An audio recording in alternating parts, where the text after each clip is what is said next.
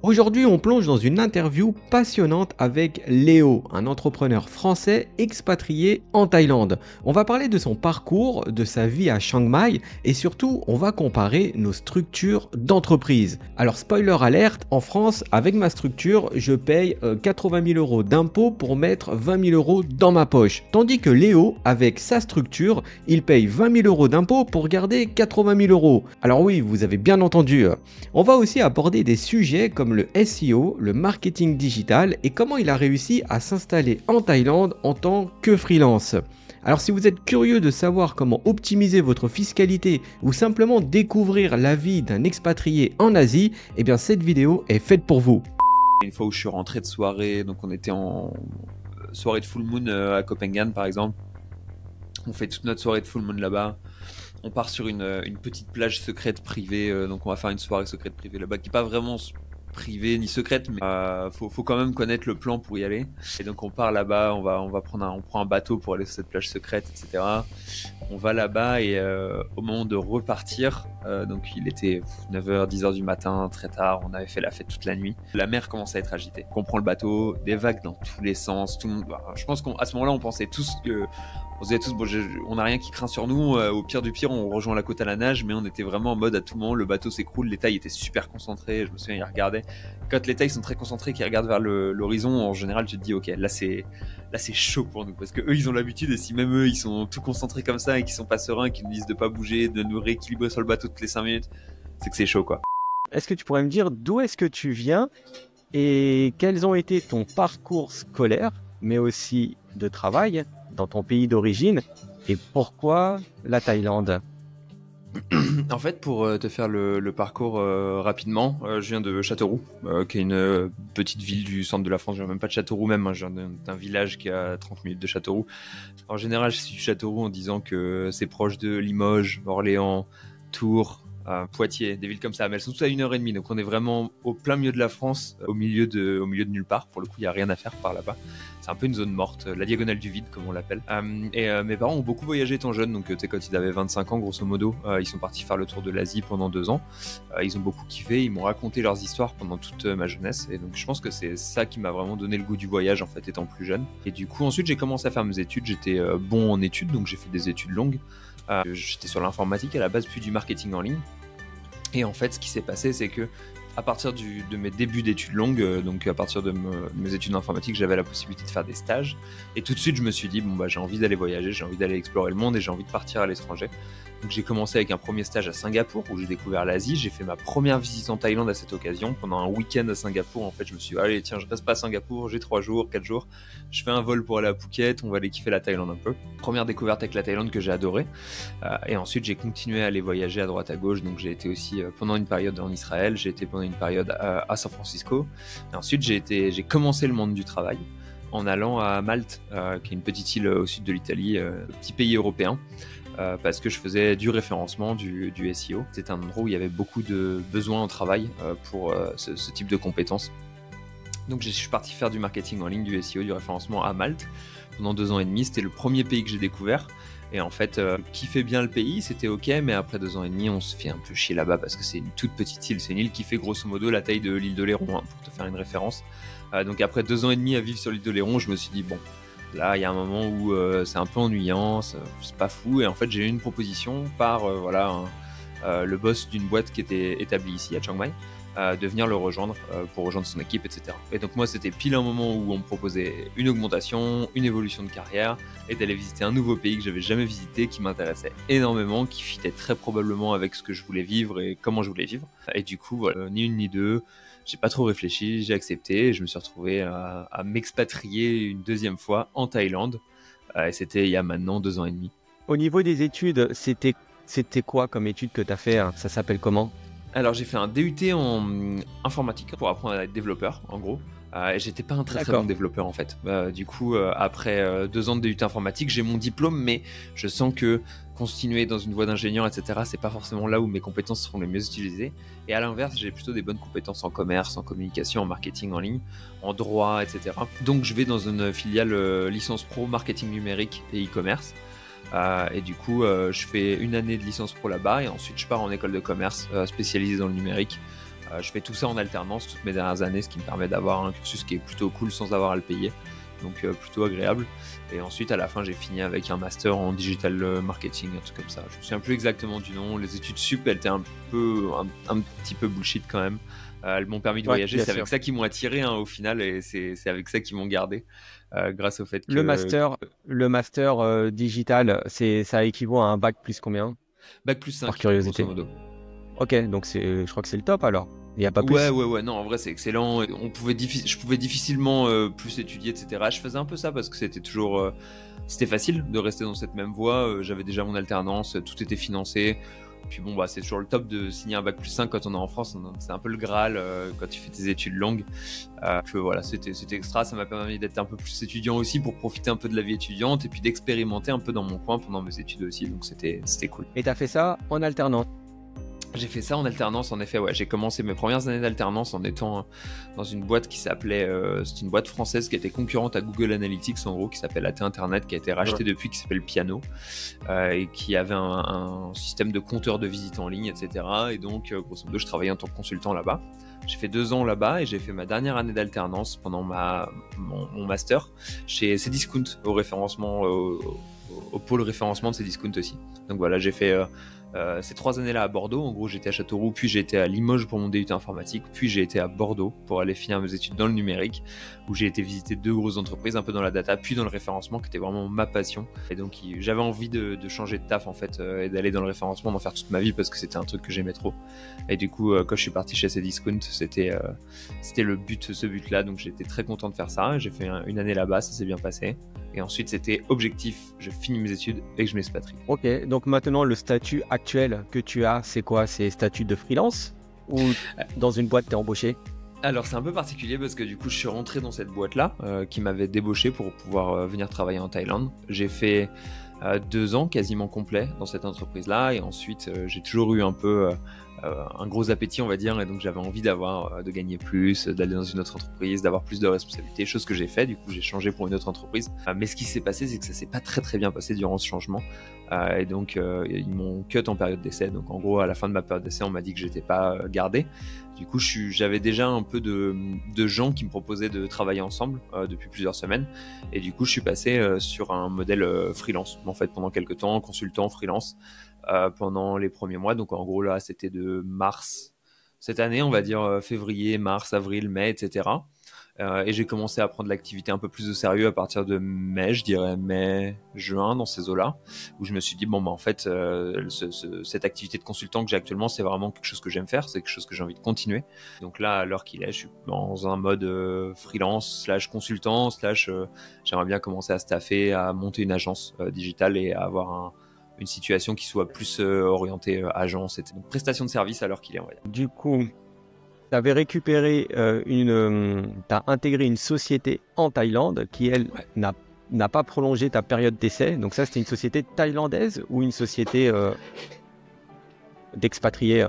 Alors en gros, d'abord j'ai été dans une société thaïlandaise pendant 2 ans, qui est thaïlandaise entre grands guillemets, dans le sens où elle était montée par un Français.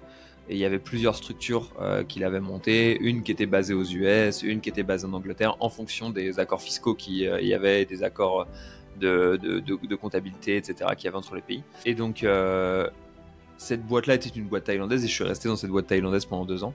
Et ensuite, quand j'ai bougé pour la boîte avec laquelle ça s'est moins bien passé, elle était une boîte anglaise qui prenait tout le monde en télétravail. Donc, c'était... vraiment une boîte orientée télétravail anglaise, etc. Et du coup, à partir de ce moment-là, j'ai dû me déclarer, j'ai dû créer moi aussi une entité pour pouvoir les facturer, etc. Donc là, on est plus passé en mode, la fiscalité un peu semi-internationale, parce qu'en fait, tu crées ton entreprise. La situation en Thaïlande qui est plutôt avantageuse, c'est de créer une entreprise aux US, que tu peux faire quand tu es expatrié. Donc j'ai créé une entreprise aux US, j'étais résident fiscal thaïlandais, etc. C'est toute la situation fiscale, j'ai dû découvrir tout ça qui était un nouveau truc pour moi. J'étais assez content d'avoir découvert tout ça initialement pour changer d'emploi et finalement pour me lancer moi-même en autonome. C'était un peu la totalité des choses. Les temples en Thaïlande sont souvent peint en bleu, couleur de la sagesse. Ouais, je peux même pas te dire, j'ai tellement peu visité de temples qu'au final je sais même pas de quelle couleur sont les temples. Je pourrais te dire qu'il y en a beaucoup qui sont dorés, recouverts d'or, etc. Mais c'est vrai que la couleur des temples, je saurais pas te le dire. Je les verrais plutôt dorés de base quand même. Et donc c'est faux, c'est pas en bleu. Les temples thaïlandais sont souvent ornés de couleurs vives, mais le bleu n'est pas spécifiquement la couleur de la sagesse en tout cas. Il est interdit de manger avec une fourchette en Thaïlande, seules les baguettes et les mains sont utilisées. Ah, ça c'est faux quand même, hein. Ils nous filent des fourchettes régulièrement si jamais il y a des plats qui se mangent à la fourchette. Après c'est quand même très souvent baguette et cuillère de préférence, plus que la fourchette. Mais il y a des fourchettes à disposition pour les Thaïs et pour nous autres les étrangers aussi. Les poissons sont souvent élevés dans des rizières en Thaïlande. Dans les rizières, je sais pas, mais je sais qu'il y a pas mal de pêche en rivière par contre, et qu'il y a souvent des petits lacs ou des petits endroits où ils élèvent un peu de poissons. Rizière, je pense pas honnêtement. Mer et rivière majoritairement, je dirais. Rivière parce que je suis dans le nord. Si j'étais dans le sud, ça serait tout de la mer, je pense. Mais comme je suis dans le nord, il y a un peu de poisson de rivière qui est récupéré. Ouais, alors du coup, c'est vrai qu'il y a une subtilité entre rivière et rizière, mais du coup, c'est vrai, il est courant d'élever des poissons dans les rizières car ils contribuent à contrôler les parasites. Pour trouver un emploi, un employeur en Thaïlande, tu as trouvé ça facilement ou il a fallu que tu envoies des milliers de CV, que tu contactes des centaines de milliers de personnes, essuyer des dizaines de refus? Ça se passe comment? C'est plutôt simple ou pas? Bah alors pour moi ça va être un peu particulier parce que c'est même pas moi qui l'ai trouvé, c'est lui qui m'a trouvé. C'est lui qui est directement venu me voir sur LinkedIn parce que en gros je travaillais dans un secteur qui était assez concurrentiel et assez compétitif. J'avais une position qui était déjà ok, on va dire, j'avais 2-3 ans d'expérience, j'étais chez le numéro 1 du secteur et au final cette personne qui m'a contacté, elle essayait de rentrer sur ce secteur, de solidifier sa place, elle avait besoin de quelqu'un de solide. Et du coup, elle m'a démarché pour que je vienne rejoindre son entreprise et qu'elle me donne en gros la promotion de mon chef, que je prenne la place de mon chef chez lui, quoi. Donc c'était quelque chose qui était plutôt cool. Il est venu me voir parce qu'il savait chez qui je travaillais, il savait qu'il voulait débaucher quelqu'un de là-bas. Donc j'ai vraiment eu la chance d'être au bon endroit au bon moment avec la bonne expérience et que quelqu'un ait besoin des mêmes compétences et boum, ça a bien fonctionné comme ça. Et donc dans tous les cas, il faut vraiment mettre en valeur ses compétences sur son profil LinkedIn en disant qu'on habite bien en Thaïlande pour maximiser les probabilités de décrocher un emploi. Ouais, c'est quelque chose qui marche bien. J'ai un ami récemment, par exemple, je pense qu'en trouvant toutes les entreprises qui sont montées par des étrangers en Thaïlande et en prenant contact, c'est quelque chose qui marche bien. Si on prend des entreprises qui sont montées par des Thaïlandais, c'est beaucoup plus compliqué en général parce qu'ils ont moins la culture d'embaucher des étrangers. Mais je sais qu'il y a plusieurs, par exemple, des agences web qui sont établies ici ou même des indépendants, en fait, des freelances, etc., qui sont établis ici. Vous pouvez simplement prendre contact avec eux, initialement peut-être pour travailler avec eux, en fait, simplement outsourcer, faire des tâches avec eux, etc. Et si vous leur demandez, en fait, à chaque fois, les gens, ils finissent par être d'accord pour vous incorporer, vous faire venir sur place. Même si les situations sont pas toujours aussi belles que la mienne, dans le sens où moi j'avais un visa de travail, c'était parfait, j'étais bien payé, etc. Vous trouverez toujours quelqu'un. J'avais des amis par exemple, ce qu'ils faisaient, c'est que ils étaient deux. Il y avait un patron entre guillemets qui versait un salaire à son ami et qui lui avait payé son visa étudiant, etc. Et qui avait géré tout le process pour que ça soit simple pour lui qui reste, qui vive ici, etc. Donc en fait, si vous trouvez des arrangements comme ça, vous trouverez toujours des solutions qui sont plutôt cool. Avec le nouveau visa qui vient d'arriver, ce sera encore plus facile. N'hésitez pas à prendre contact avec tous les étrangers qui font du business pour eux-mêmes en Thaïlande et à leur demander, voilà, je suis prête à venir, à travailler avec toi, chez toi, pour potentiellement moins cher qu'un Français. Et normalement, ça fonctionne bien. Ouais, et puis ce qui va prôner, ça va être surtout la motivation. Je sais que moi, de mon côté, quand je recrute des personnes, je regarde surtout la partie motivation. Si la personne, elle est vraiment motivée, que la partie compétence. Et souvent, ce que les gens ils pensent pas, ils se disent oui, ça va être difficile de trouver un emploi, alors qu'en fait, il faut pas chercher bien loin. Il faut, par exemple, peu de personnes pensent à la chambre des commerces franco-thaï en Thaïlande. Et moi, je sais qu'il y a 20 ans, j'avais participé à des réunions là-bas et ils aident énormément à insérer les Français en Thaïlande. Donc, il suffit juste d'aller en Thaïlande, de prendre rendez-vous à la chambre franco-thaï. Et puis, ces gens-là, ils sont là pour nous aider gratuitement à trouver un travail. Et je sais qu'à l'époque, ils avaient un bouquin qui vendait, je crois que c'était peut-être 1500 bahts. Et ils avaient un bouquin qui recensait toutes les entreprises françaises en Thaïlande. Et donc moi, ce que j'avais fait, c'est que j'avais contacté une par une toutes les entreprises et j'avais eu des retours pour potentiellement travailler. Du coup, ça s'est pas fait, mais en gros, les opportunités sont là et encore aujourd'hui, je pense que les opportunités sont encore plus nombreuses qu'avant. Et si vous prenez contact avec des gens qui sont établis ici, voilà, que ce soit moi ou n'importe qui d'autre, dans chaque ville ou chaque endroit, il y a des entreprises qui sont connues pour embaucher beaucoup d'étrangers, beaucoup de Français, etc. Je sais qu'à Chiang Mai, par exemple, il y a un call center qui est expert pour embaucher des étrangers. Et donc, si vous me dites, c'est quoi le meilleur moyen d'avoir un travail tout de suite à Chiang Mai, je vous redirigerai vers là-bas. C'est pas forcément les meilleures conditions de travail, etc. Mais ils embauchent beaucoup de monde, donc il y a moyen de trouver un travail là-bas. Je pense que chaque ville a ses spécialités. Je sais qu'à Lamphun, par exemple, il y a une usine safran qui va produire de l'industriel. Si vous êtes ingénieur, je vous redirigerai là-bas. Donc n'hésitez pas à contacter dans chaque grosse ville des Français, leur demander c'est quoi l'endroit qui embauche le plus de Français dans la ville. Ça vous donnera tout de suite des grandes lignes et ça vous permettra d'aller vers les meilleures clés. Ouais, c'est super intéressant du coup. Alors toi, donc tu es freelance et ta société, elle est en Amérique, c'est ça? C'est ça, l'adresse de ma société est aux US en effet. On appelle ça une LLC? C'est ça, exactement. Ok, super intéressant. Donc ça, pour toi, c'est le meilleur profil type. En gros, on va dire que la société, c'est ce qui te permet de rester en Thaïlande et d'avoir un visa aujourd'hui?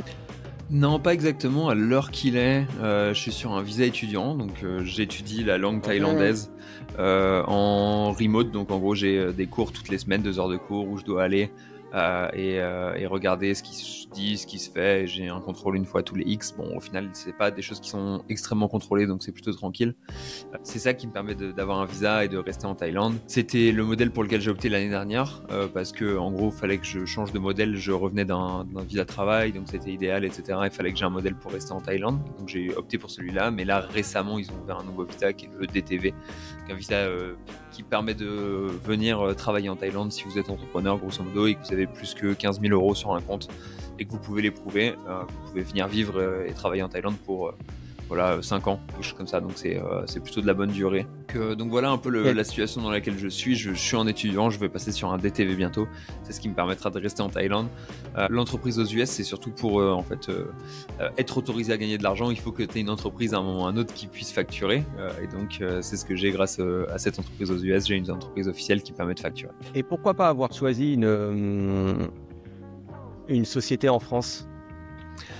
Alors la société en France, c'est parce que la société en France en général on l'a fait parce qu'on est en France, hein. C'est quand même le plus simple quand on est en France, c'est que t'es obligé de le faire, mais c'est quand même le type de société qui est le soumis au plus de règles, quoi, en fait, que ce soit au niveau des embauches, que ce soit au niveau des impôts, que ce soit sur plein de niveaux.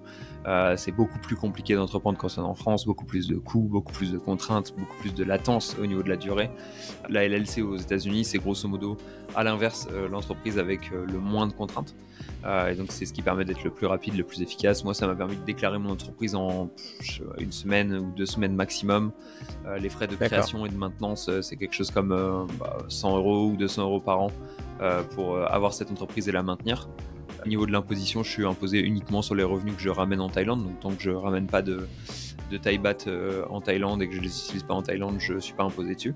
Du coup, tout ça fait que les conditions sont quand même optimales de déclarer une boîte aux États-Unis pour pouvoir travailler depuis ici. Comme c'est quelque chose qu'on peut faire depuis la Thaïlande, c'est pas quelque chose qui est possible à faire depuis la France. J'en profite et j'utilise ce modèle-là, quoi. D'accord. Je compare avec ma société. Donc moi, j'ai une EURL. Admettons que j'encaisse 100 000 €. Bon, je peux défiscaliser les charges, bien évidemment. Et sur ce qui va rester, s'il reste 100 000 €, je vais être imposé à l'impôt sur les sociétés qui vont être de 15%.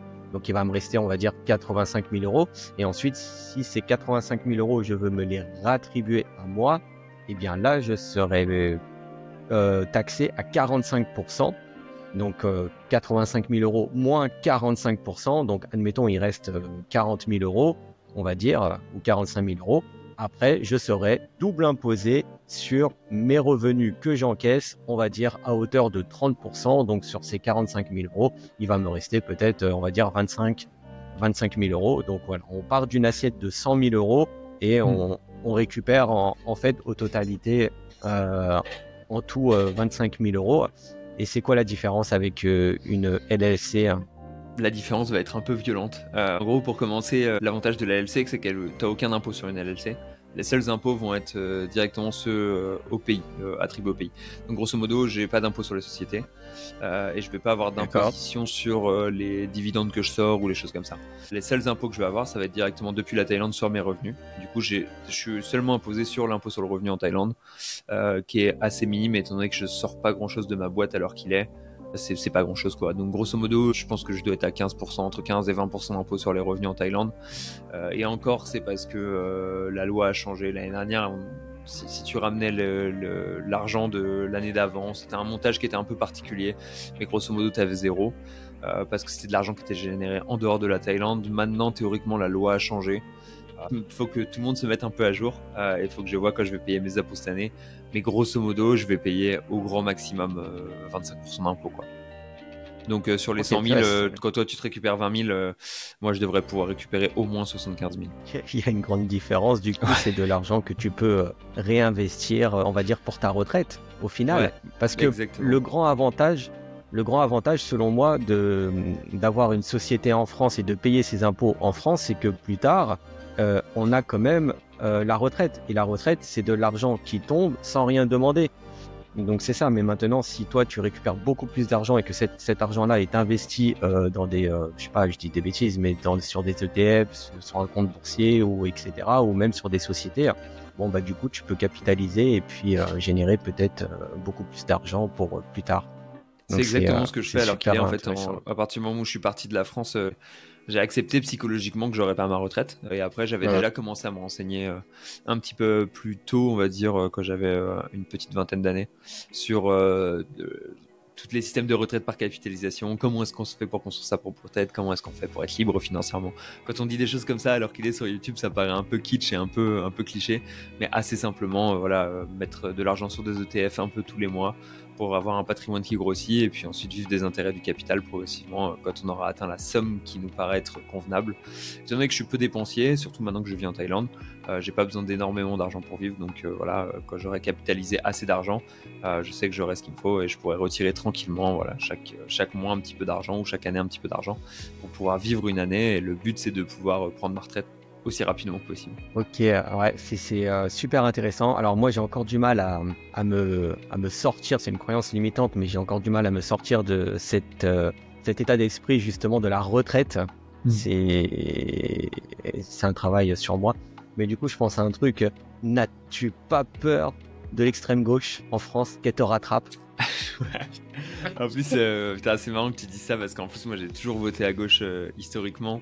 Et là, récemment, ils ont fait une proposition de loi sur la taxation, même si on est en dehors de France. Donc, grosso modo, l'idée ce serait de se dire que je me ferais taxer malgré le fait que je vive pas en France, etc., etc. Bon, c'est sur une période de temps définie, c'est sûr. Il y a plein de choses qui font que ça sera sûrement pas mis en place tout de suite, sûrement peut-être même jamais mis en place. Et si c'est mis en place, je passerai sûrement à travers les mailles du filet parce que je suis déjà expatrié depuis longtemps, que j'ai passé très peu de temps en France, etc., etc.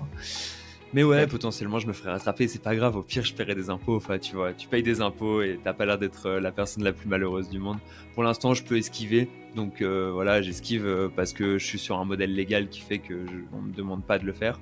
Si jamais un jour on m'oblige à le faire et on me demande de le faire, je le ferai, hein. C'est ok, c'est pas très grave. Ça me prendra juste quelques années de plus pour prendre ma retraite, mais bon écoute, au moins les enfants de mes amis avec qui j'ai grandi iront dans des belles écoles publiques françaises et tout ça. Donc, c'est pas très grave, je suis ok avec le fait de payer des impôts, j'optimise parce que quand on me donne un système, je fais en sorte de le faire fonctionner au mieux, mais si jamais je dois payer des impôts, je les paierai. Ok, c'est super intéressant parce que du coup, t'es apte, si la loi passe, t'es apte à payer des impôts. Après, la question qu'on peut se poser, c'est comment est-ce que cet argent-là sera redistribué, sera amorti en France, et ça, c'est quelque chose qui peut pousser à réflexion, mais t'irais pas à te dire ok, s'ils veulent que je paye des impôts alors que je ne profite pas de ce système et que je suis pas en accord avec les choix qu'ils font, tu te dis pas peut-être que je vais comment on appelle ça, c'est se dénaturaliser,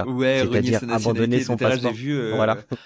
Julien de Oseille TV qui a fait ça il y a pas longtemps, qui a Ouais, refusé son passeport français, etc. C'était sa formation d'ailleurs sur exact.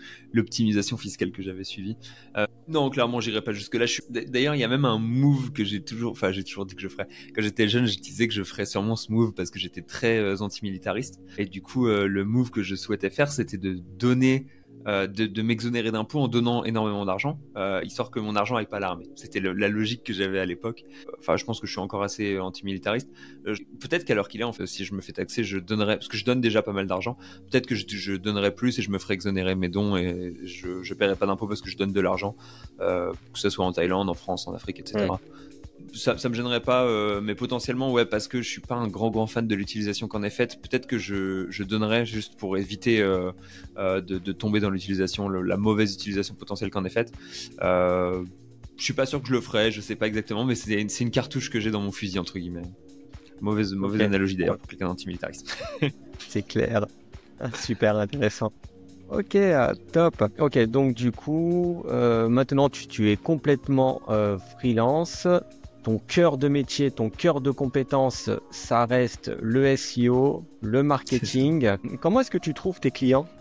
En gros, j'ai commencé mes premiers clients, c'est parce que j'ai toujours été un très gros fan de Twitter. Donc j'utilisais énormément Twitter parce qu'il y a une très bonne communauté SEO francophone là-bas, donc des gens qui font du référencement Google sur Twitter, qui sont très passionnés et très forts techniquement. Et donc j'ai beaucoup échangé avec eux longtemps. Et du coup, au fur et à mesure, je me suis créé une petite audience sur Twitter de gens qui me suivaient et qui aimaient bien ce que je postais. Et du coup, quand je suis passé indépendant, j'ai envoyé quelques tweets. Ah, j'aimerais bien commencer à faire un peu de consulting, un peu de ça, etc. Et les gens étaient assez réceptifs. Donc j'ai eu mes premiers clients un peu comme ça. Puis j'ai commencé à faire de la vidéo YouTube, chose que j'aurais toujours, tu sais, j'ai toujours voulu faire de la vidéo YouTube, c'est toujours un truc qui m'a attiré, mais je pouvais pas vraiment le faire étant donné que j'étais employé dans des entreprises et donc à cause d'accords de confidentialité, etc., je pouvais pas me permettre de donner les techniques de l'entreprise en public, quoi, ce qui est totalement compréhensible Ouais. aussi. Maintenant que je suis tout seul en indépendant, je peux me permettre de le faire, donc je le fais, et du coup c'est quelque chose que j'ai pas mal fait, j'ai pas mal développé ma chaîne YouTube, et c'est quelque chose que j'apprécie beaucoup. Là, alors qu'il est, je vais commencer à utiliser LinkedIn un peu par exemple, un peu de bouche Ouais. à oreille aussi, et je vais essayer de joindre pas mal de gens par mail. Je peux te donner un exemple aussi. La semaine dernière, il y avait la plus grosse conférence SEO au monde qui est basée à Chiang Mai. Et du coup, j'ai passé toute ma semaine dans cette conférence SEO à discuter et parler de référencement avec beaucoup de gens. Et j'ai même donné moi-même un petit talk, une mini conférence un jour où il n'y en avait pas trop. J'ai booké une meeting room dans une salle de conférence dans un hôtel et j'ai donné une petite conférence, j'ai invité une centaine de personnes, donc c'était plutôt cool. Ça m'a permis de faire un peu de réputation, de voir un peu de monde. Et actuellement, avant de t'appeler, j'étais en train de répondre à tout le monde, oui, suite à cette conférence, est-ce que tu veux qu'on travaille ensemble, etc., etc. Donc assez intéressant. Ouais. C'est toutes ces manières-là, on va dire, qui font que je trouve des clients généralement. Ok, super intéressant. Est-ce que... Alors j'ai vu que tu avais à peu près 2-3 000 abonnés sur YouTube. Est-ce que ça te ramène des clients, YouTube? Ouais, c'est énorme. Enfin, c'est énorme. C'est pas énorme la quantité de clients que ça me ramène, mais l'impact est très fort et la qualité des En clients qui arrivent est très pourcentage? très bonne. Donc en gros, j'ai commencé, je pense que dès que j'avais 300, 400, 500 abonnés, j'ai commencé YouTube, j'ai commencé à avoir D'accord. des clients qui arrivaient. Et après, en termes de qualité de client, ce qui est top, c'est qu'en fait, quelqu'un qui arrive et qui a regardé plusieurs de tes vidéos YouTube, il sait exactement qui tu es, ce que tu fais, pourquoi tu le fais, et en fait, il y a pas de, c'est pas compliqué de signer quelqu'un comme ça. T'as juste à lui discuter, et à lui dire bon bah voilà. En général, si t'as déjà parlé de tes tarifs dans les vidéos YouTube, en plus de ça, la personne elle est déjà au courant, donc tout le process est super facilité, lié à la confiance que les gens ont envers toi quand ils te regardent sur YouTube. Grosso modo, c'est un peu ça le gros point fort de YouTube. Quand je l'ai lancé en début d'année, c'était encore un petit peu sous-exploité. Je pense qu'à l'heure qu'il est, c'est même pas pleinement exploité, c'est genre exploité de manière ok. Il y a juste, c'est pas aussi facile que ça l'était en début d'année, on va dire. C'est bien de se lancer sur YouTube si on a déjà une base d'abonnés entre guillemets ailleurs, mais je pense Ouais. de plus en plus à avoir un peu ce côté 360 où en fait je poste un peu sur Twitter, un peu sur LinkedIn, un peu sur YouTube, un peu de mailing, un peu tout ça, ce qui fait qu'on a un peu des points de contact partout et en fonction de l'appétence des gens, s'ils ont plus une appétence d'un côté ou d'un autre, ils peuvent suivre ce qu'on fait, discuter et en fait on peut avoir un bon rapport avec eux sur toutes les plateformes. Donc mais YouTube je conseille énormément si les gens n'ont pas peur de mettre leur visage sur internet et de parler librement et d'avoir de temps en temps un petit hater dans les commentaires qui nous dit qu'on fait du mauvais travail.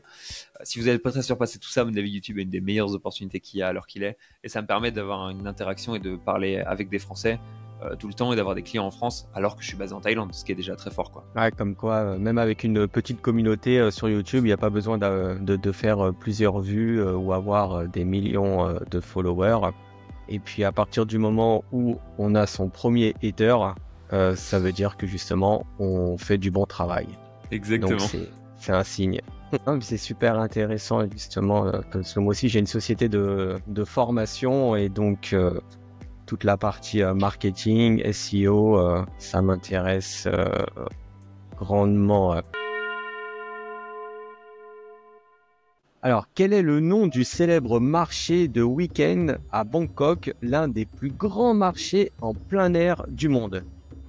Là, je vais me faire taper sur les doigts parce que je les connais pas, c'est sûr et certain. C'est pas... Non, en plus, je pense que je connais les noms des temples un peu à Bangkok, mais les noms des marchés, pas du tout. Donc, je saurais pas te répondre, je suis dans le faux à coup sûr. Et mon préféré, c'est le marché de Chatuchak, qui est l'endroit... Ah, Chatuchak, ouais, ok. J'en ai entendu parler de nombreuses fois, mais j'y ai jamais été pour le coup. Ouais, il y a plein de potes qui m'en ont parlé à chaque fois pour aller visiter et acheter plein de conneries, quoi, en général. Il y a plus de 15 000 stands et tu peux y trouver absolument tout, des vêtements aux antiquités. Bon, un petit truc plus facile pour toi. Pendant quel mois se déroule la saison des pluies en Thaïlande? Ah, ça, pour le coup, je le sais parce que je le vis un peu trop. Je dirais que elle finit. C'est un peu le débat sur la fin de la saison des pluies. Je dirais que ça finit pour moi, pour le nord, en tout cas, ça finit en octobre-novembre. Et pour le moment où ça débute grosso modo à partir de Songkran en avril-mai, quoi.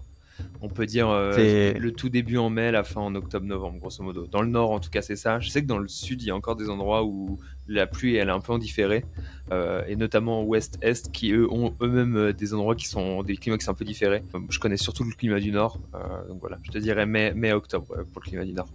Bah, c'est exactement ça. C'est de mai à octobre. C'est la période où la mousson apporte des averses fréquentes, mais cela rend aussi le paysage incroyablement vert et luxuriant.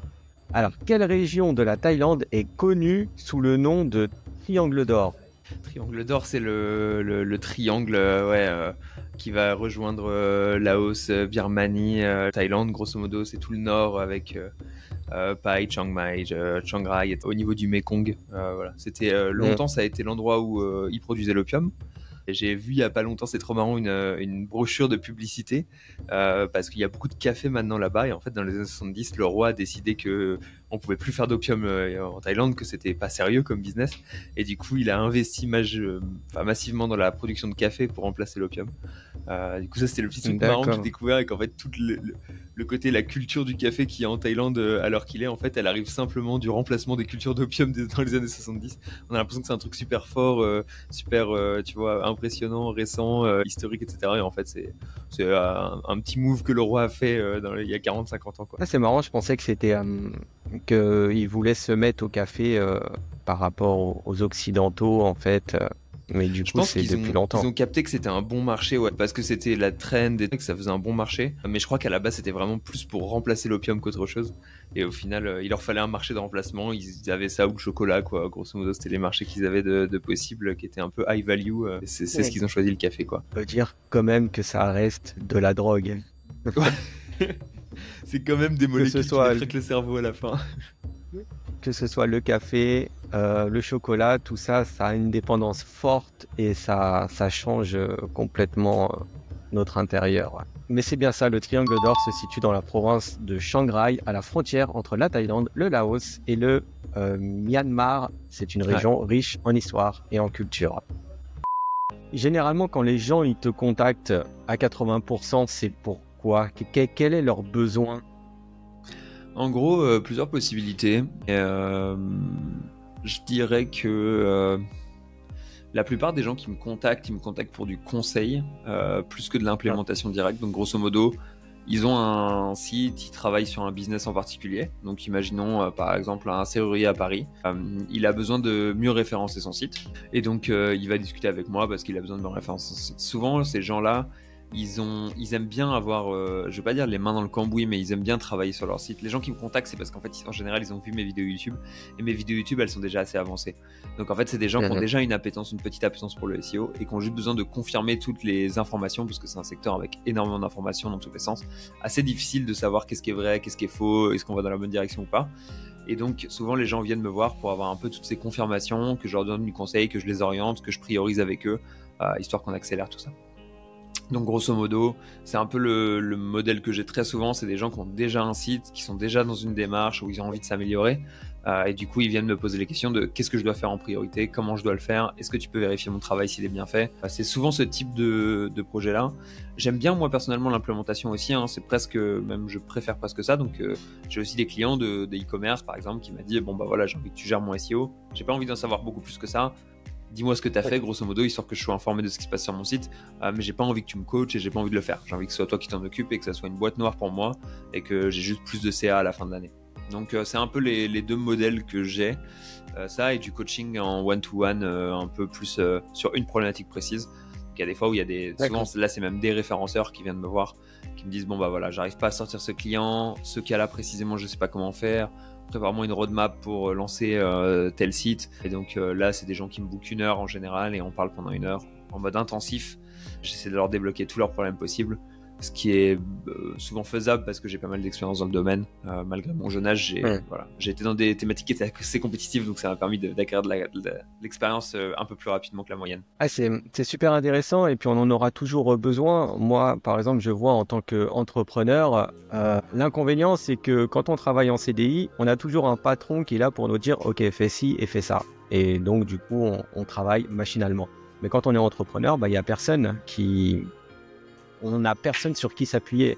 Et parfois, prendre de la hauteur, c'est-à-dire faire du coaching avec d'autres personnes, ça permet vraiment d'avoir un œil différent sur son business et ça permet de prendre de la hauteur et de prendre les bonnes décisions. Exactement, mais il y a plein de fois où j'aimerais bien encore avoir un patron qui me dise et qui m'oriente et qui me dise bon bah la direction à prendre c'est celle-ci maintenant, et alors qu'il est c'est pas le cas, et donc il y a des fois où je suis un peu en mode putain... J'aimerais bien qu'il y ait quelqu'un qui me donne la bonne direction parce que là je me pose 1000 questions par jour et je sais jamais vraiment quelle est la bonne direction. Donc c'est parfois un peu stressant au final et le confort du salariat me manque parfois un peu. Mais c'est pas grave, pour l'instant je suis heureux dans cette situation, je suis un peu plus libre, je gagne un peu plus d'argent donc j'en profite et je reste là-dedans. Comment tu vois ton évolution dans 5 ans entrepreneuriale ? J'aimerais bien avoir établi une belle agence dans 5 ans, que j'ai on va dire... entre 10 et 20 employés, quelque chose comme ça, qu'on fasse tourner une grosse agence et que je puisse prendre un peu de recul et commencer justement à réfléchir à la retraite et à élever mes enfants en fait, assez simplement. Moi, mon rêve hein, idéalement, c'est de calibrer le moment où j'arrête de travailler, ou du moins où je peux arrêter un peu de travailler, avec le moment où j'ai des enfants, pour pouvoir élever mes enfants à temps plein et plus avoir besoin de me soucier trop du travail, ou seulement 2 heures ou 3 heures par jour, quoi, grosso modo maximum. Donc c'est un peu l'idéal d'avoir une belle équipe, un truc qui tourne bien et de me dire ok bah là je peux prendre du recul, j'ai des gens qui gèrent la boîte, on a construit une belle chose en 5 ans et je peux juste venir faire quelques points de contact 2-3 heures par jour et gérer mes enfants tranquillement. Sortir de l'opérationnel en quelque sorte. Ça serait l'idéal, ouais, exactement. Ok, ils ont quel âge tes enfants ? Bah, j'ai pas d'enfants encore, c'est pour ça que dans 5 ans ça paraît être un bon timing pour en avoir. Grosso modo, je pense que ça va être entre 5 et 7 ans où je vais avoir des enfants.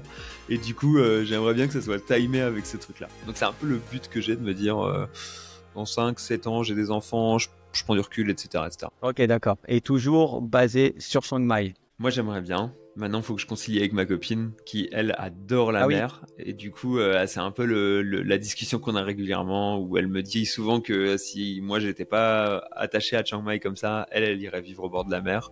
Je dis, écoute, on peut aller vivre au bord de la mer, mais moi, je suis un très grand extravert et donc j'ai besoin de discuter avec énormément de gens constamment. Et comme j'ai déjà une bonne base de connaissances à Chiang Mai, c'est un peu la solution de facilité. Ce serait difficile de se recréer un tel entourage ailleurs. Donc voilà, c'est un peu la discussion qu'on a régulièrement où elle me dit j'aimerais bien vivre à la mer, je lui dis je veux bien aller à la mer mais il faut que tu emmènes avec toi au moins 5 ou 10 de mes potes et dans ce cas là je suis sans aucun problème. Donc c'est un peu la discussion qu'on a régulièrement. Peut-être qu'on sera plus à Chiang Mai à ce moment là, peut-être qu'on sera parti au bord de la mer, peut-être qu'on sera ailleurs, hein. C'est aussi possible qu'on aille vivre en fait tous les deux étant donné qu'on travaille en télétravail et qu'on n'a pas trop d'attaches géographiques. Possible qu'on vive à Bali ou au Sri Lanka par exemple, mais je pense que ça sera forcément, si on va vivre quelque part, plutôt un endroit qui est bouddhiste parce que c'est les endroits où je me sens le mieux personnellement et j'ai l'impression que c'est là où il y a un fit culturel qui fait que ça marche très très bien et que les gens sont très heureux et que je suis heureux et que tout roule bien. Et je dirais la Thaïlande est quand même au top en termes de pays. Donc, une île thaïlandaise, ça serait quand même très sûrement un endroit où on pourrait aller vivre, honnêtement. Je réfléchis, mais ouais, il y a de bonnes chances. Moi, je suis un très gros fan de Koh Samui, Koh Phangan et Koh Tao. Pareil, de l'autre côté, Phuket a des très beaux endroits. Il y a plein d'îles qui sont cool dans ces endroits-là. Donc, il y a des chances pour qu'à un moment ou à un autre, on aille se cacher sur une petite île déserte thaïlandaise. Ouais, c'est vrai. Ça fait rêver. Ta femme, elle fait quoi comme boulot? Elle fait du référencement aussi. Même situation que moi, D'accord. on s'est rencontrés dans l'entreprise. Ça fait 2 ans qu'on est ensemble maintenant. Tout roule, on partage la même passion pour le métier et puis ça fait plaisir. Donc honnêtement, Excellent. excellent, très pratique. Peut-être même que en fait, quand j'aurai une très grosse entreprise, on travaillera ensemble à un moment. C'est une ouverture que je laisse transparaître de temps en temps. Je pense pas que ça sera qu'elle me rejoindra tout de suite, mais peut-être qu'à un moment, on travaillera ensemble aussi, c'est possible. Donc toutes les possibilités sont ouvertes. C'est l'avantage quand on est tous les deux en télétravail dans le même secteur. Comment tu vois, tu veux créer donc une société. Alors, est-ce qu'on appelle ça une agence SMMA? Une agence digitale? C'est Pas le mot ou pas? vraiment. En fait, très souvent, ce qui se passe avec les agences SMMA, c'est que les gens font ce qu'on appelle du drop servicing. Donc, en gros, ils vont sous-traiter la prestation à quelqu'un et en fait, leur taf, c'est de rentrer des leads et de les dealer. Là, pour le coup, c'est plus agence de référencement web, agence SEO. Ça reste Ok. le métier principal. C'est en acquisition, ça reste un des plus gros types de business qu'il y a. Il y a 2-3 très très grosses agences SEO en France qui tournent fort quand même. Donc c'est un bon business model. L'étape du dessus entre guillemets, c'est l'agence de publicité ou l'agence de marketing, un peu à la Publicis. Mais sinon, il y a des agences SEO, hein, c'est grosso modo comme ça que ça s'appelle et le gros du business. Agence SMMA, c'est plus orienté réseaux sociaux en général. D'accord. Et tu serais plus partisan d'embaucher toutes les personnes vraiment en télétravail ou alors de te constituer des bureaux physiques pour, on va dire, comment dire, récupérer un petit peu de sociabilisation dans tout ça et puis aller à un endroit, voir les mêmes personnes, enfin avoir des bureaux ou pas? Alors moi je suis un gros fan du télétravail, donc j'ai pas envie de forcer les gens à venir au bureau, etc. Non, étant donné que la Thaïlande est quand même le meilleur endroit où vivre au monde, si les gens veulent venir vivre en Thaïlande, bah, je les accueille avec plaisir. S'ils veulent qu'on se réunisse dans des bureaux, on se réunit avec plaisir. Alors j'ai des bureaux communs avec 4 ou 5 amis, où on est tous indépendants, on fait tous du référencement d'ailleurs. On a loué un appart qui est assez grand dans le centre-ville de Chiang Mai, où on a installé des bureaux, et du coup en fait on a déjà des bureaux communs, donc voilà, s'il y a des gens qui arrivent et qui commencent à travailler avec moi, avec plaisir pour qu'ils viennent travailler, ils seront pas obligés de venir au bureau évidemment.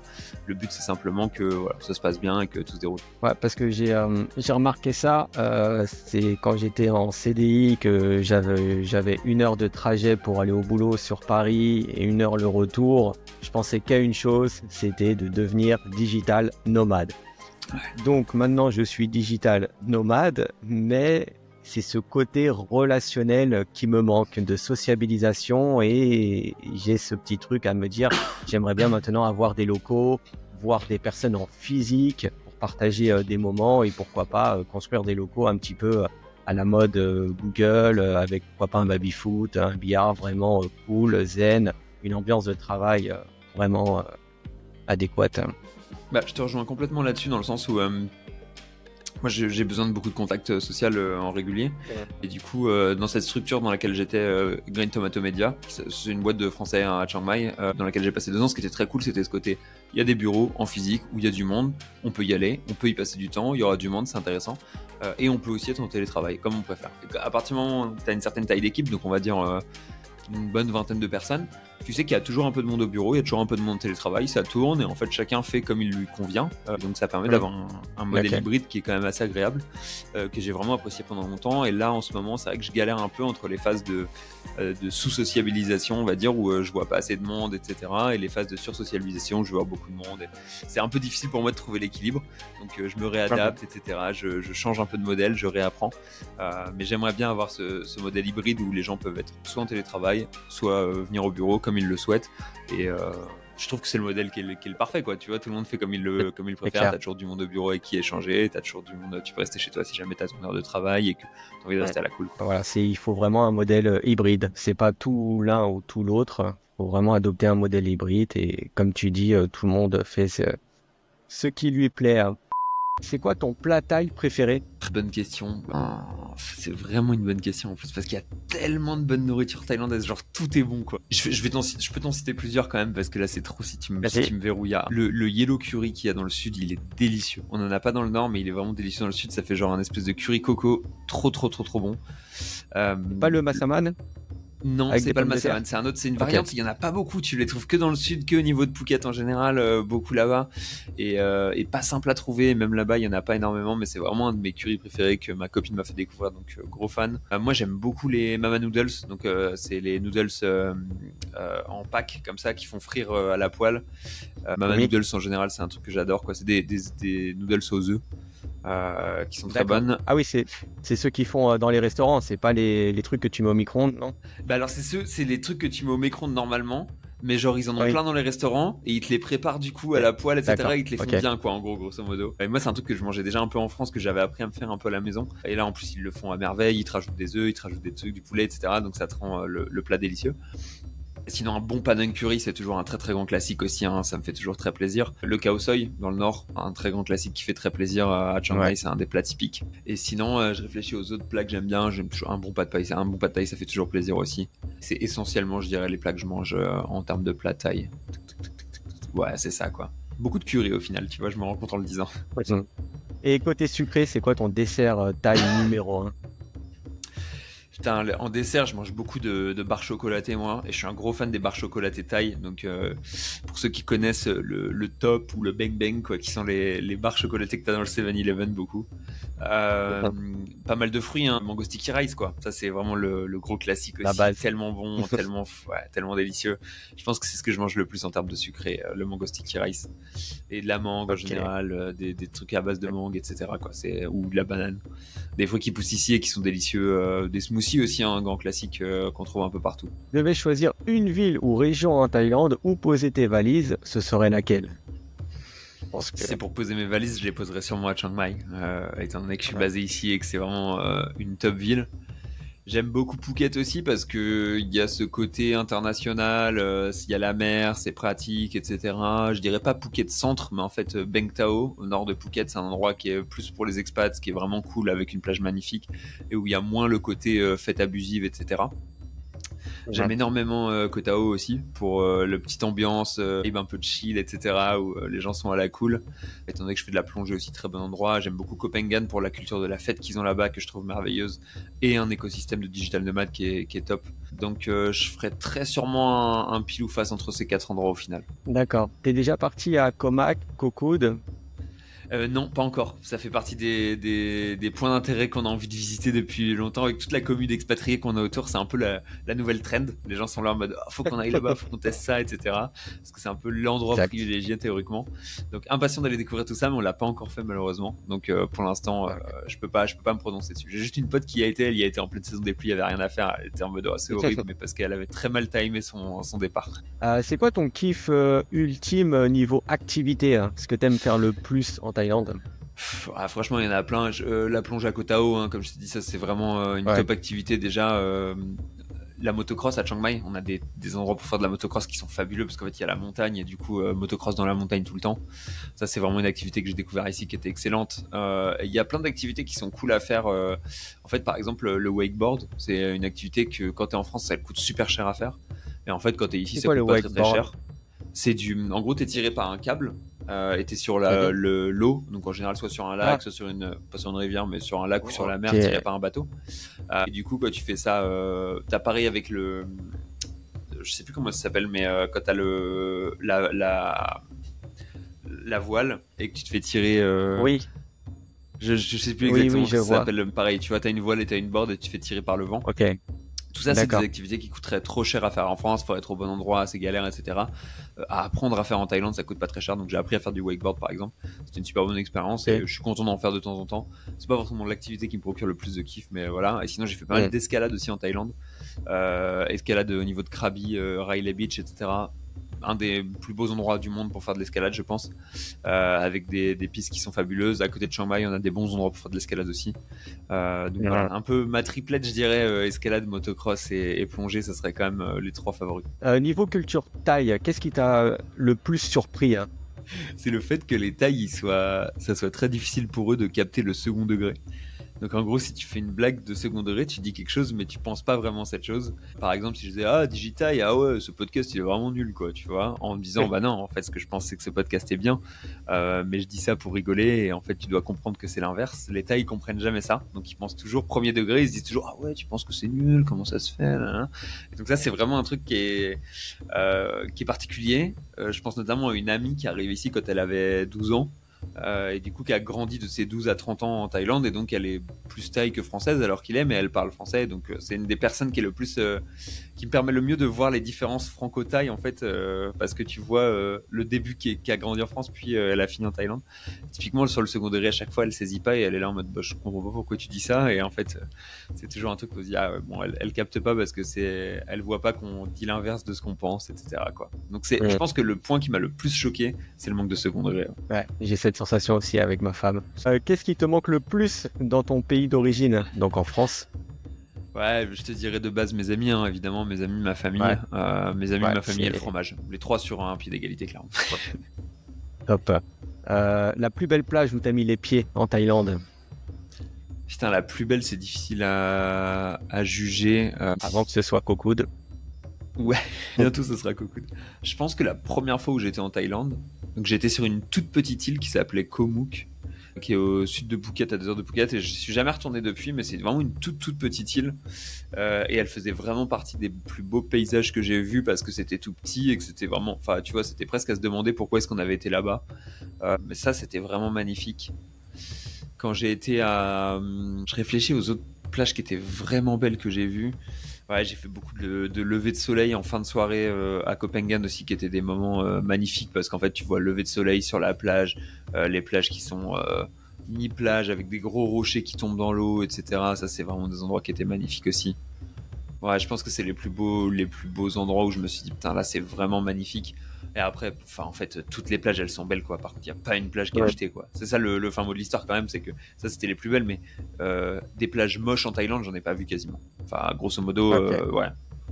Je réfléchis, mais mis à part la plage de Bengla Road à Phuket, j'ai jamais vu une plage qui était moche. À Pattaya elle est pas terrible aussi, mais bon voilà quoi. Mis à part ces 2 spots, 90% des plages que sur lesquelles je me suis posé en Thaïlande elles étaient magnifiques. Qui est ton youtubeur francophone de Thaïlande préféré, par curiosité?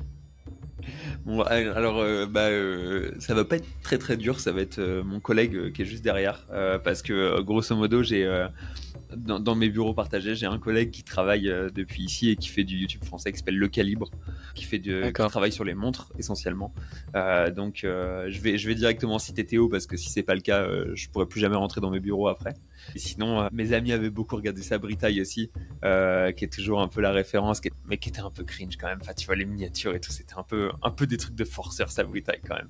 Donc moi j'étais pas gros fan parce que ça portait pas forcément une image super belle de la Thaïlande. Mais bon, écoute, c'était toujours cool d'avoir un peu de contenu autour de la Thaïlande qui était en ligne. Et puis Digitail, toujours avec plaisir. J'adore le branding de Sabri Taille. À chaque fois dans ses interviews, il met les mêmes musiques. Dans les mots les importants, il met le même bruitage et tout ça, ça donne une ambiance où quand tu regardes du Sabri Taille, tu dis ouais, tu es chez Sabri Taille. C'est Sabri Taille, ouais, exactement quoi. Ouais, tu sais que tu auras pour ça. Une photo un peu dégueu sur la miniature, une grosse somme affichée, tu sais, genre 493 €, des trucs comme ça, quoi. Ouais. Des trucs avec des trucs un peu sensibles parce que tu sais que ça va faire cliquer. Donc Sabri Taille, je pense qu'il avait bien compris les choses qui faisaient cliquer les gens sur la Thaïlande. Il s'est peut-être un petit peu trop enfermé dedans et donnait pas forcément la meilleure image, mais au final, ses interviews après étaient super clean. C'est juste l'empaquetage, le paquet qui était un peu agressif, on va dire. Ouais, toutes les interviews de personnes qu'il a interviewées qui ont un business en Thaïlande, elles sont super intéressantes. Ouais, c'est vrai que les gens qui ont des business, par contre, c'est super intéressant et qui sont pas, enfin, tu vois, quand c'est des vieux qui étaient venus pour les Ladyboy, bah, c'est pas forcément super clean, mais quand c'est des gens qui avaient des business qui étaient des gens fiables, on va dire, c'était super intéressant aussi, je trouve. Ouais, pas des personnes qui sont perdues. Ouais, c'est ça. Hop, et bah, je te remercie beaucoup pour cette interview et au plaisir de revoir comment tu évolues, comment évolue ton business par la suite. Au niveau de tes finances, comment est-ce que tu les gères? Est-ce que la vie elle est chère sur Chiang Mai? La vie est vraiment pas chère sur Chiang Mai, hein. La vie est vraiment pas chère. Moi, j'ai toujours eu tendance à être relativement économe. En plus de ça, hein, ce qui s'est passé quand je suis arrivé à Chiang Mai, c'est qu'au tout début, je me suis dit, en plus j'avais un meilleur salaire qu'avant, je me suis dit tiens, je vais essayer de burn un max de cash, quoi. Le but c'était de vivre le grand luxe pendant quelques semaines, quelques mois, histoire de voir à quoi ça ressemblait. Donc en arrivant, c'est ce que j'ai fait. On est parti donc on a été directement au maximum, hein. J'ai pris après un mois, on a pris un avion pour aller à Koh Samui. Donc tu sais, tu fais l'avion direct Chiang Mai Koh Samui, c'est l'avion le plus cher de la Thaïlande, je pense. T'atterris à Koh Samui, on prend le bateau, on va à Koh Phangan, on faisait la fête tous les soirs, on allait dans des beaux hôtels, etc. Ces mois-ci, ça a été très difficile pour moi de consommer plus que 3000, 3500 euros, ce qui est déjà énorme. À consommer en un mois en Thaïlande, c'était n'importe quoi. On mangeait toujours dans des restos étoilés. C'était la grande vie. On achetait de l'alcool dans tous les sens. C'était n'importe quoi. Mais bon, j'ai pas été beaucoup plus heureux dans cette période-là que je n'étais normalement. Donc voilà, je suis revenu à la normale progressivement. Et là, à l'heure qu'il est, j'ai fait mon calcul sur le début d'année. Je consomme en moyenne 1500 euros par mois. Si tu annualises grosso modo mes dépenses, il y a une partie qui est dès que tu prends l'avion, en fait tu prends un billet à 1000 euros, bon bah c'est sûr que ça impacte forcément pas mal la situation. Après bon bah je paye, enfin quand je suis en France, je suis chez mes parents, donc je paye pas l'hôtel ou le loyer, etc. Ça va. Ouais, grosso modo, si tu annualises, enfin si tu prends toutes mes dépenses sur une période, en général on est entre, je sais que avec des potes on avait fait le calcul et c'était un peu l'idée de se dire à Chiang Mai, si tu loues ton scooter, tu loues un appartement normal, t'as ta femme de ménage, tes repas livrés à la maison ou tu vas au resto, bah, tu fais tout ça pour 1000 euros par mois. Donc c'est un peu le prix plancher. Moi j'abuse un petit peu plus et je consomme un peu plus, donc je suis plus à 1002, 1003 je pense naturellement. Si tu prends en plus les vacances et les billets d'avion, tu tombes à 1005. Voilà ce que ça donne grosso modo en termes de dépenses mensuelles. Ouais, on peut se baser sur une moyenne de 1005, comme ça on n'a pas de surprise, on peut vivre confortablement. Et 1005 t'es bien, hein. Tu vois, t'es déjà à la cool, quoi. J'ai acheté mon véhicule, je suis bien, tout est confortable, quoi. C'est vraiment, c'est déjà une vie bien remplie. Ouais.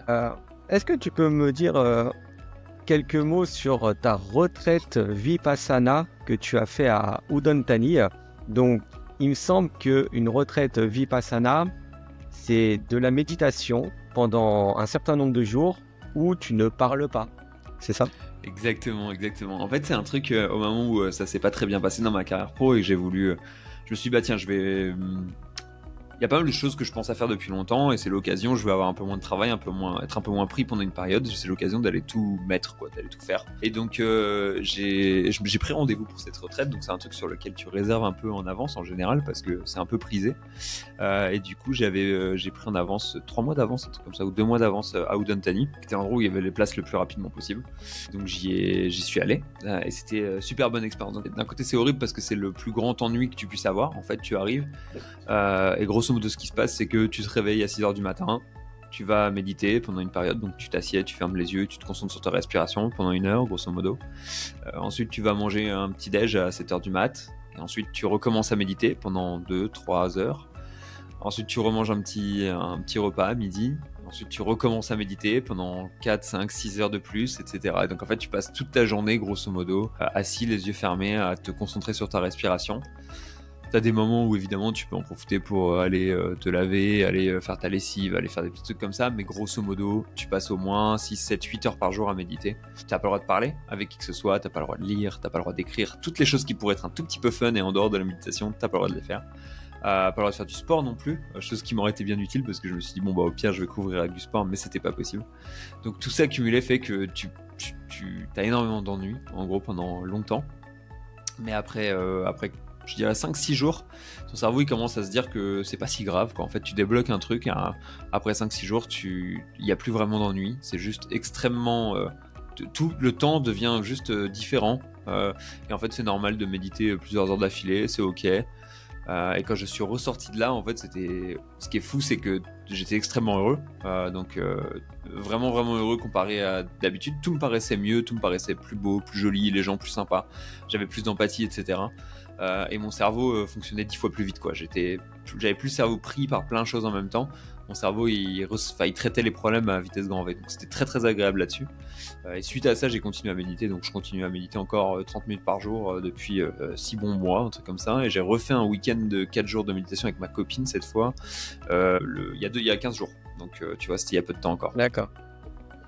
D'accord, top. Ouais, c'est super intéressant. Du coup, pour des personnes qui se posent beaucoup de questions, qui savent peut-être pas où aller, qui savent pas quoi faire de leur vie, peut-être que ce type de retraite pourrait être intéressante.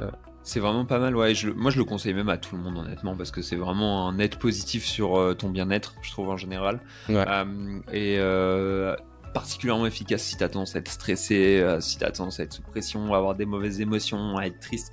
Tout ça, bref, c'est des choses où ça fonctionne très très bien, quoi. Je pense que pour soigner la dépression, ça aide aussi en partie. Il y a plein de choses sur lesquelles ça peut aider. Tout ce qui est négatif mentalement, on va dire, ça aide énormément et ça te permet de retoucher terre un peu et de revenir sur une base plus saine. Ouais, et c'est marrant parce que justement, pour les enfants, ils conseillent, il faut qu'un enfant, pour qu'il puisse se développer, doit s'ennuyer. C'est très important. Ouais, en fait, en gros, il faut pas qu'il passe tout le temps sa vie devant des écrans ou autre. Il faut qu'à un moment donné, dans sa croissance, qu'il sache pas quoi faire, qu'il s'ennuie. C'est super important pour lui. En fait, ta créativité, elle est démultipliée au moment où, dès que tu t'ennuies un peu, dès que ton cerveau il est à vide, t'as des choses qui se connectent dans ton cerveau et en fait, ça fait que t'as une créativité et des idées, etc., etc. Et c'est un truc qui m'arrive encore maintenant super souvent. J'ai pas d'idée de la journée, je me pose et je médite une demi-heure le soir. À partir du moment où je ferme les yeux et je commence à me concentrer sur ma respiration, après 3-4 minutes, boum, je commence à avoir plein d'idées. Donc je note tout en même temps. Je fais ok, petite pause de méditation, hop là, je note mon idée, petite pause, je renote une idée, petite pause, je renote une idée. Donc ça fait que ça donne plein d'idées, c'est vraiment top. Et c'est aussi le cas, on le sent un peu quand on est sous la douche en fait. On s'ennuie quand on est sous la douche et donc on a plein d'idées comme par hasard. Quand on va faire une petite marche dans la nature et qu'on prend pas son téléphone et qu'on se concentre juste sur les arbres, pareil, plein d'idées qui viennent, etc. Donc c'est des bons moments pour stimuler sa créativité en général, l'ennui. Ouais. Exactement. Et du coup, ça me fait penser à un truc, c'est que le plus dur dans une retraite comme le Vipassana, c'est que si, comme là, t'en as fait une il y a 15 jours, t'as dû avoir énormément d'idées, mais si tu peux pas écrire, du coup, t'écris pas. Tu laisses couler. T'as tout compris. T'as tout compris, c'est un des trucs les plus horribles, c'était de me dire, je me répétais tous les jours, putain ça c'était une bonne idée, faut que je la garde en tête, J'ai oublié. En fait après, l'idée que t'as le deuxième jour, ça tu dois la garder en tête 8 jours d'affilée quoi, c'est quand même, tu peux pas tout garder comme idée. Donc l'avantage c'est que tu gardes que les meilleures, parce qu'en fait quand on a beaucoup d'idées, il y a quand même beaucoup d'idées qui sont un peu déchets quand même, faut se le rappeler. Donc tu gardes que les meilleures, mais c'est vrai qu'il y en a qui sont difficiles à garder quand même, c'est pas simple tout le temps. Et c'est un peu frustrant de se dire putain je devrais juste la noter, c'est bon, je pourrais l'oublier, c'est ok, mais ouais, tu notes rien et c'est assez frustrant. Donc c'est super intéressant, ça me tente très bien de faire ça en Thaïlande un jour. Je le conseille et tu peux le faire en Thaïlande, mais tu peux le faire en France aussi. Il y a plein d'instituts Vipassana qui font des retraites de 10 jours un peu partout, partout dans le monde. Donc en fait peu importe où vous êtes dans le monde, n'hésitez pas à vous renseigner, il y en a beaucoup en Thaïlande parce que forcément c'est tradition locale. Mais si jamais vous êtes en France ou quoi, n'hésitez surtout pas à le faire en France aussi, c'est à mon avis une bonne chose à faire. Et voilà, on arrive à la fin de cette interview inspirante avec Léo. J'espère que cette discussion vous a donné des clés pour envisager votre propre aventure en tant que digital nomade en Thaïlande. Si vous rêvez de vous expatrier, de créer votre entreprise ou simplement de vivre une vie plus libre et épanouissante, eh bien retenez une chose. C'est possible. Léo l'a fait et vous pouvez aussi le faire. Le chemin peut sembler intimidant au début, mais chaque petit pas vous rapproche de votre objectif. Alors si vous êtes prêt à sauter le pas, eh bien je vous invite à rejoindre la première communauté de France sur l'expatriation en Thaïlande. Dans cette communauté, vous aurez accès à une formation offerte sur l'expatriation, une autre sur la création d'entreprise et même des ressources pour apprendre à parler thaï. C'est l'endroit idéal pour échanger, poser vos questions, mais aussi rencontrer des personnes qui partagent les mêmes ambitions que vous. Le lien pour rejoindre la communauté est dans la description. Alors n'attendez pas que les choses se passent. Créez-les vous-même. La vie que vous imaginez est à votre portée de main et cette communauté est là pour vous guider. Merci à Léo pour son temps et ses précieux conseils. Si cette vidéo vous a plu, likez, partagez et abonnez-vous pour ne rien manquer des prochaines interviews.